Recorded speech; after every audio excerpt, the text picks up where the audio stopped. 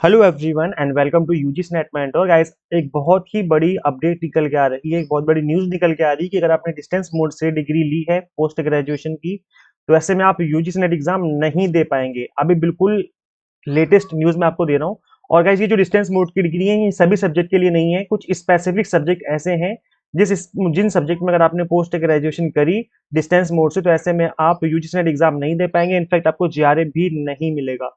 तो ये कौन से सब्जेक्ट हैं और प्लस अब उनको क्या करना चाहिए, कंप्लीट वीडियो आज की इस वीडियो में कंप्लीट इन्फॉर्मेशन आपके साथ शेयर करने वाला हूँ, डिस्कस करने वाला हूँ। बट इससे पहले हम आगे बढ़े, मेक श्योर आप इस चैनल को सब्सक्राइब जरूर कर लें, बिकॉज यहाँ पे हम आपको रेगुलर बेसिस पे यूजीसी नेट से रिलेटेड अपडेट देते रहते हैं। प्लस किसी कॉलेज में असिस्टेंट प्रोफेसर या फिर असिस्टेंट रजिस्ट्रार के फॉर्म निकलते हैं, तो उसके रिगार्डिंग भी आपको अपडेट हमारे इस चैनल के थ्रू मिलते रहते हैं। सो मेक श्योर चैनल को सब्सक्राइब जरूर कर लें। तो गाइस देखो, जो न्यूज़ है ये निकल के आ रही है कि क्या नहीं मान्य होगी इग्नू की डिग्रियां। जाने यूजीसी नेट जेआरएफ के नए नियमों के बारे में। अब ये नए नियम क्या बोलते हैं, किस सब्जेक्ट की डिग्री मान्य नहीं होगी, और स्पेसिफिकली यूजीसी नेट के बारे में ऐसा क्यों बोला जा रहा है, जेआरएफ मिलेगा या नहीं मिलेगा, कौन सी डिग्रियां हैं जो बिल्कुल अयोग्य हो जाएंगी, जो यूजीसी नेट एग्जाम में आप अपियर नहीं कर पाएंगे। तो चलिए गाइस कंटिन्यू करते हैं और डिस्कस कर लेते हैं। तो गाइस देखिए, इग्नू में जैसे कि आपको पता है कि इग्नू बहुत बड़ी यूनिवर्सिटी है इंडिया में, जहाँ पे डिस्टेंस मोड से कोर्सेज करवाए जाते हैं। अब इग्नू में हेल्थ केयर से जुड़े पोस्ट ग्रेजुएट कोर्स करने वाले हजारों छात्रों का भविष्य अधर्म में लटक गया है। दरअसल देश की प्रतिष्ठित डिस्टेंस यूनिवर्सिटी इंदिरा गांधी, जो कि इग्नू है, ने हेल्थ केयर से जुड़े कई ऐसे कोर्सेज में दाखिला प्रक्रिया को धड़ल्ले से जारी रखा हुआ है, जिन्हें डिस्टेंस मोड से बैन किया जा चुका है। मतलब जो कि बैन हो चुके हैं। यूजीसी ने कहा है कि इनको आप डिस्टेंस मोड से नहीं कर सकते, अदरवाइज जो आपकी डिग्री है वो इनवैलिड मानी जाएगी, आप हायर एजुकेशन में उसको यूज नहीं कर पाएंगे। तो रिपोर्ट के अनुसार इग्नू ने इस साल अपने एमए साइकोलॉजी यानी कि मास्टर ऑफ आर्ट, एमए की बात हो रही है, एमए इन साइकोलॉजी कोर्स के लगभग 17,000 नए दाखिले लिए हैं, जबकि विश्वविद्यालय अनुदान आयोग यानी यूजीसी ने उन डिस्टेंस कोर्स में दाखिला रोकने की स्पष्ट निर्देश दिए थे। साफ साफ बोल दिया था यूजीसी ने कि भाई आप इस तरह के जो कोर्सेज है वो डिस्टेंस मोड्स पे नहीं करा सकते। जिनमें अच्छा कौन कौन से कोर्सेज हैं जिनको रेगुलर मोड में ही किया जा सकता है, डिस्टेंस मोड से नहीं किया जा सकता। तो देखो यहाँ पे लिखा हुआ है, जिनमें अनिवार्य क्लिनिकल और प्रैक्टिकल ट्रेनिंग की आवश्यकता होती है। मतलब या तो क्लिनिकल वहां पर ट्रायल जरूरी हो, ट्रेनिंग जरूरी हो, या फिर प्रैक्टिकल ट्रेनिंग जरूरी हो। तो इस तरह के जो कोर्सेज है उसको डिस्टेंस मोड्स में नहीं किया जा सकता।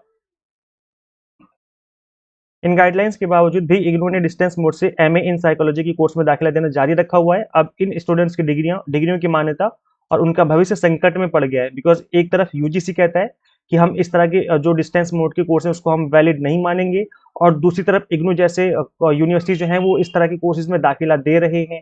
तो अब यहाँ पर तो फर्स्ट तो स्टूडेंट रहा है भाई, यूजीसी की इग्नू बात नहीं मान रहा है, और इग्नू यूजीसी की बातों को, मतलब दोनों आपस में अगर क्लैश करेंगे तो फंसेगा तो स्टूडेंट। अब नियम क्या है, हम नियम भी समझ लेते हैं और कौन कौन से कोर्सेज आते हैं इसके अंदर, ये भी बात कर लेते हैं हम लोग।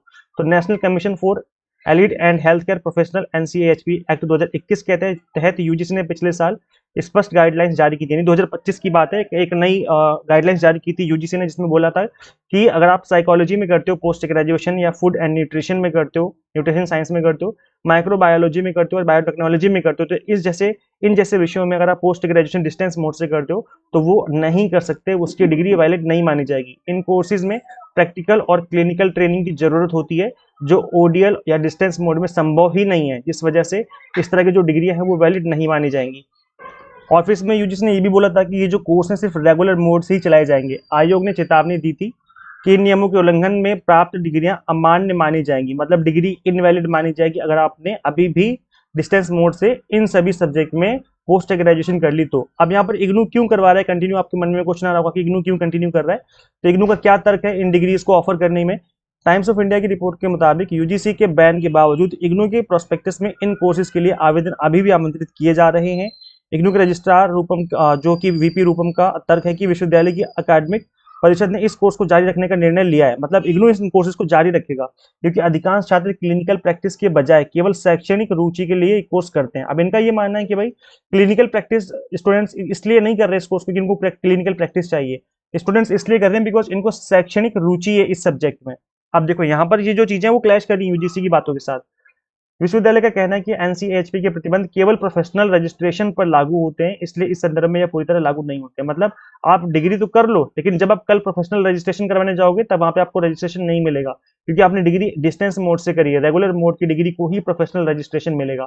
तो सवाल ये उठता है अगेन इग्नू की इग्नू के लिए कि भाई आप ऐसी डिग्री करवाई क्यों रहे हो कि आगे जाके स्टूडेंट्स फंस जाए। आप डिग्री तो दे दोगे और डिग्री वैलिड भी मानी जाएगी, बिकॉज इग्नू एक वैलिड यूनिवर्सिटी है। तो फिर लेकिन परेशान तो एस्पिरेंट्स होंगे ना, स्टूडेंट्स परेशान होंगे। तो छात्रों का जो भविष्य वो संकट में वो चला जाएगा। हर साल लगभग 16 से 17 हजार बच्चे जो हैं इस कोर्स में आवेदन करते हैं। इस विवाद के कारण छात्र अब यूजीसी नेट व जेआरएफ व उच्च शिक्षा प्राप्त करने के लिए अपात्र हो सकते हैं, बिकॉज यूजीसी कह रहा है कि हम डिग्री ही नहीं मानेंगे। और फिर आप इस केस में जब डिग्री नहीं मानी जाएगी तो यूजीसी नेट के लिए आप इनएलिजिबल हो जाओगे, आपको जेआरएफ भी नहीं मिलेगा। इनफैक्ट आप पीएचडी में भी एडमिशन नहीं ले पाएंगे। जब पोस्ट ग्रेजुएशन ही इनवैलिड मानी जाएगी तो जो भी हायर एजुकेशन से रिलेटेड चीजें हैं वो नहीं कर पाएंगे।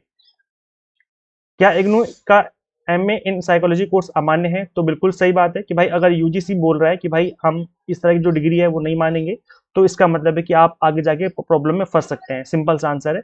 भाई यूजीसी की बात सबको माननी पड़ेगी ना। डिस्क्लेमर, इग्नू ने तो एक डिस्क्लेमर डाल दिया है अपने प्रोस्पेक्टस में। देखो लिखा हुआ है कि इग्नू ने अपने एडमिशन प्रोसेस में एक छोटा सा डिस्क्लेमर डाल दिया है, जिसमें कहा गया है कि एनसीएचपी एक्ट के तहत प्रोफेशनल रजिस्ट्रेशन केवल रेगुलर मोड वाली डिग्री को ही मिलेगा। मतलब इग्नू इस साफ साफ बता रहा है कि अगर आप कल को प्रोफेशनल रजिस्ट्रेशन लेने जाएंगे तो केवल रेगुलर मोड वालों को मिलेगा, आपको ये रजिस्ट्रेशन प्रोफेशनल रजिस्ट्रेशन नहीं मिलेगा। इसके बावजूद भी अगर स्टूडेंट्स वहां पर एडमिशन लेते हैं तो इग्नू को कोई दिक्कत नहीं है। देखो लिखा हुआ है कि स्टूडेंट सोच विचार करके ही फैसला लें, ऐसा इग्नू बोल रहा है। तो इस वजह से जो है आप यहाँ पे देखेंगे कि करियर की अवसर तलाश रहे लोगों के लिए डिग्री की वैधता को लेकर जताई जा रही चिंताओं को रूपम ने स्वीकारा और कहा कि इस दिशा निर्देश ने डिस्टेंस एजुकेशन पर निर्भर छात्रों के लिए बेकार की बाधाएं खड़ी कर दी हैं।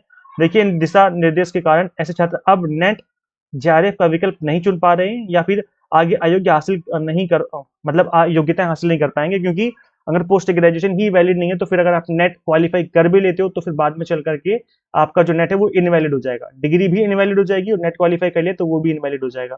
अब गाइस देखो यहाँ पर साफ साफ एक ही क्वेश्चन अराइज होता है कि यूजीसी ने अगर बोला है कि इस तरह के जो कोर्सेज है वो डिस्टेंस मोड से नहीं कराने जाने चाहिए, तो इसका मतलब है सभी यूनिवर्सिटीज को इस बात को फॉलो करना चाहिए। बिकॉज यूजीसी डिग्री तो देने नहीं आ रहा है, यूनिवर्सिटी डिग्री दे रही है। और जब कल को डिग्री वैलिड नहीं मानी जाएगी तो यूनिवर्सिटी की वजह से दिक्कत में आया ना बच्चा, यूजीसी की वजह थोड़ी ना आया। यूजीसी ने तो पहले ही बोल दिया था कि भाई इस तरह की डिग्री नहीं करवानी है आपको डिस्टेंस मोड में।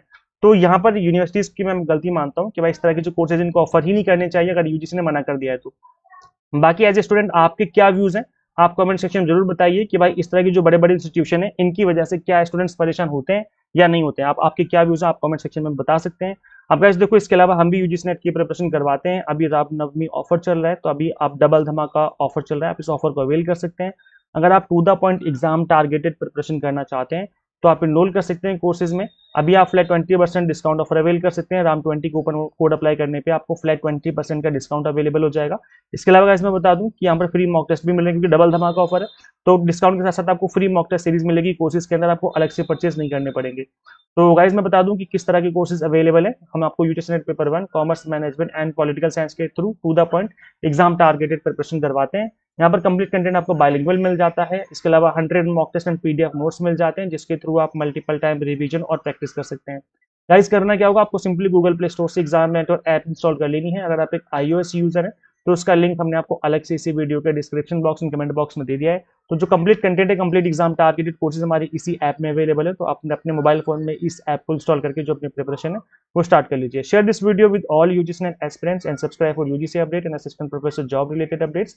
गाइस इस वीडियो में इतना ही, मिलते हैं फिर नेक्स्ट वीडियो में। Thank you.